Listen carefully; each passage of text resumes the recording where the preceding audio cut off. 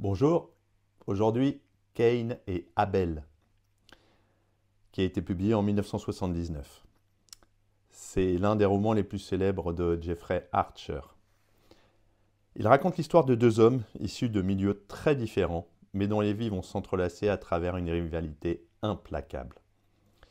Le livre suit le destin de William Lowell Cain et Abel Rosnowski, né Wladek Koslowicz, je pense que ça se dit comme ça en polonais. Deux hommes qui grandissent dans les circonstances opposées, mais qui deviennent des titans de l'industrie, chacun essayant de surpasser l'autre. L'histoire commence en 1906, avec la naissance de William Lowell Cain à Boston, dans une famille très riche et influente. William est l'héritier d'une des plus grandes banques du pays.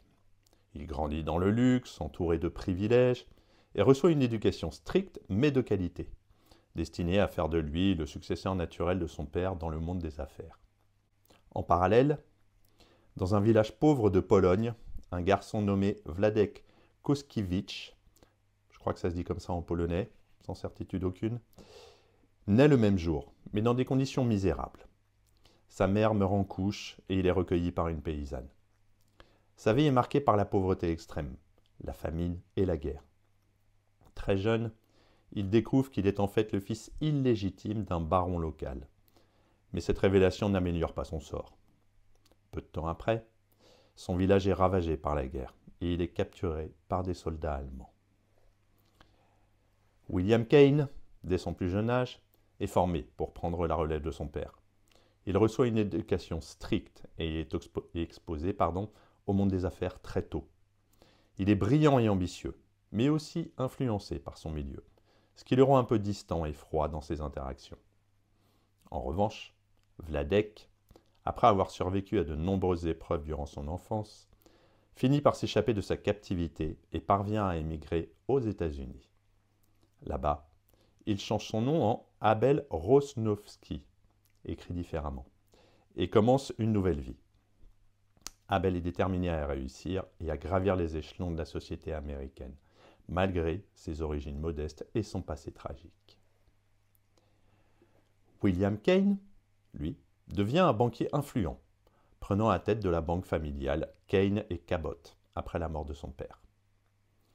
Il montre des compétences remarquables dans le domaine des affaires, mais il est impitoyable dans sa quête de succès. Il se marie avec une femme de son milieu, Anne, et devient père de deux enfants. De son côté, Abel Rosnowski, qui commence au bas de l'échelle, travaille sans relâche et finit par prendre le contrôle de plusieurs hôtels, créant ainsi l'empire Richmond. Il est aussi déterminé que Cain et possède un flair naturel pour les affaires. Malgré leur trajectoire apparemment parallèle, une série de circonstances et de malentendus les conduit à devenir des ennemis acharnés. La rivalité entre Cain et Abel atteint son apogée lorsqu'Abel tente de sauver son entreprise hôtelière en pleine crise financière. Il approche la banque de William Cain pour obtenir un prêt, mais Cain refuse. Abel, furieux, voit cela comme une attaque personnelle et jure de se venger.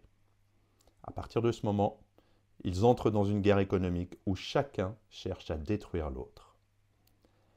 Les deux hommes utilisent tous les moyens à leur disposition pour se surpasser.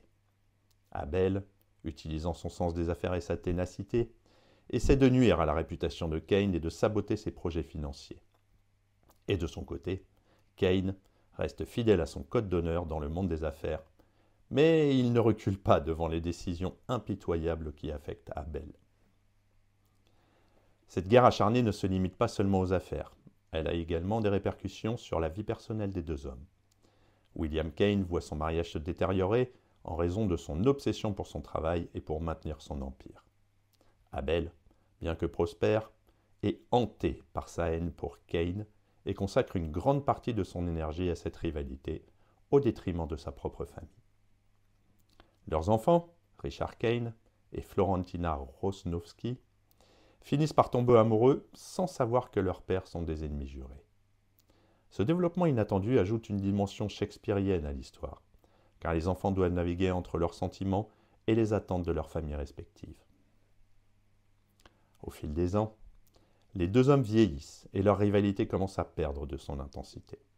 Cependant, ni l'un ni l'autre ne sont prêts à abandonner. Ce n'est qu'à la fin de leur vie qu'Abel découvre la vérité sur le refus de Cain de lui accorder le prêt. William n'avait pas agi par malveillance, mais pour des raisons strictement financières et professionnelles. Dans un geste poignant de réconciliation, Abel se rend à l'enterrement de William Cain pour rendre hommage à celui qu'il considère finalement comme son égal. Cette scène marque la fin de leur conflit et montre que malgré leur haine mutuelle, ils se respectaient profondément.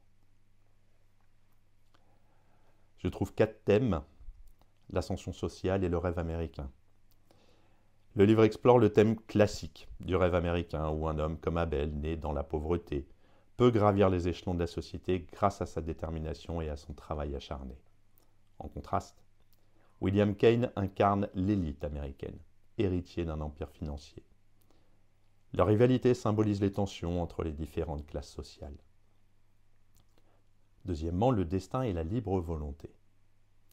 Les deux hommes naissent dans des circonstances très différentes, mais leur choix, leur ambition et leur désir de réussite les conduisent sur un chemin similaire. L'histoire questionne l'idée de prédestination par rapport aux actions individuelles, montrant que, malgré leurs origines différentes, ils partagent des traits communs de caractère. Troisièmement, l'importance de la famille. Malgré leur succès professionnel, Cain et Abel sacrifient beaucoup dans leur vie professionnelle par rapport à leur vie personnelle. Leur rivalité les pousse à négliger leur famille, et leurs enfants en souffrent. Le mariage de Richard et Florentina, qui unit finalement les deux familles, montre que l'amour peut triompher des vieilles querelles. La vengeance et le pardon finalement. La haine qu'Abel nourrit pour Cain est un moteur puissant de l'histoire. Mais cette haine se révèle finalement destructrice pour lui. La réconciliation finale souligne l'importance du pardon et du respect mutuel. En conclusion, parce qu'en fait c'est très très long, Cain et Abel, c'est une saga épique sur deux hommes issus de deux milieux opposés, mais qui sont liés par une rivalité intense. L'auteur, Jeffrey Archer, dépeint magistralement la lutte pour le pouvoir, le succès et la reconnaissance, tout en explorant des thèmes universels comme la vengeance, l'ambition et la rédemption. C'est une histoire captivante, de deux titans qui, malgré leurs différences, se ressemblent plus qu'ils ne le croient. À bientôt!